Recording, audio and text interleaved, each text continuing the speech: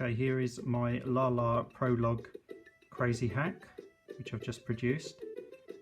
And then here's this gorgeous picture that was produced by David, aka Grass. So my standard intro, press the space bar, and then we get a list of the features that I've added to the game, which I'm going to go through now. There's a bit of info about 364, and then the game starts to decrunch. It's a clean start.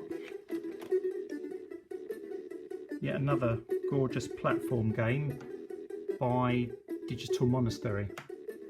Love these games. So let's start it up. And as you'll see, when we first get hit by that bat, your energy in the top left goes down, and you also get bumped. We can turn those off by pressing 1 and 3 on the keyboard. So now if I jump on this tombstone again, you can see that the bat doesn't actually hit you. So that's 2 and 3. We can turn those, 1 and 3, and we can turn those off by pressing 2 and 4.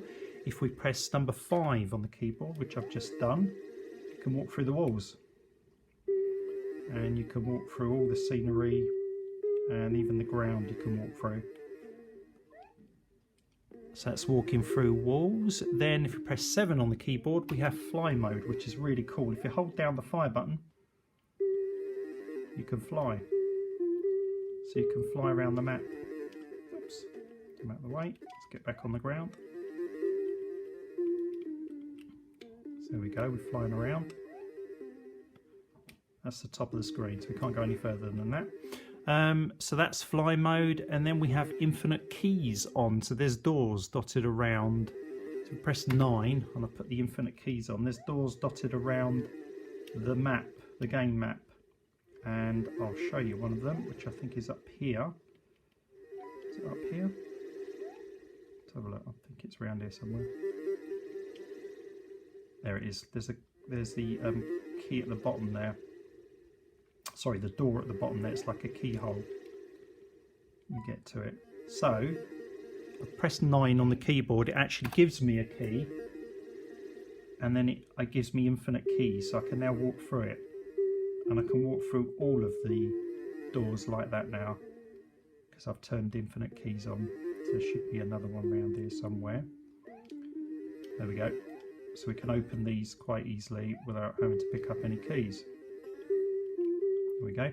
And we've also got freeze enemy. If we press plus on the keyboard, watch the enemy. They're frozen now in time, and you can kind of walk around them quite easily, and you can restart those as well by pressing, what is it, minus. So you'll see in a sec. There we go. So that's unfrozen and that's frozen. So let's get them moving again. And as always, screen skipping. Now I love doing this in games. We can just skip through the whole game map just by pressing W, and we can also go into the game code. That's the game code converted into tiles and into the screen map, but we can walk through the whole of the map quite easily by pressing W and Q. So let's stay on that screen now. So that's the screen skipping, that's Q and W. Then we've got E, which changes the border colour, and then R changes the screen colour. T does this funny, you keep tapping T, it kind of rotates through a load of the here we go, hold on, of the sprite expansion. It loops through sprite expansion. So if you keep tapping it, you can expand some of the sprites. It kind of rolls around all the different sprites within memory and then plays around with them and makes them smaller or bigger.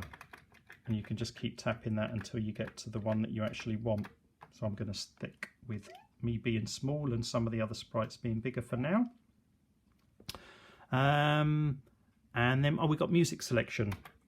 So Y, if you press Y on the keyboard, you get that tune. U gives you the following tune. And then I. Then O.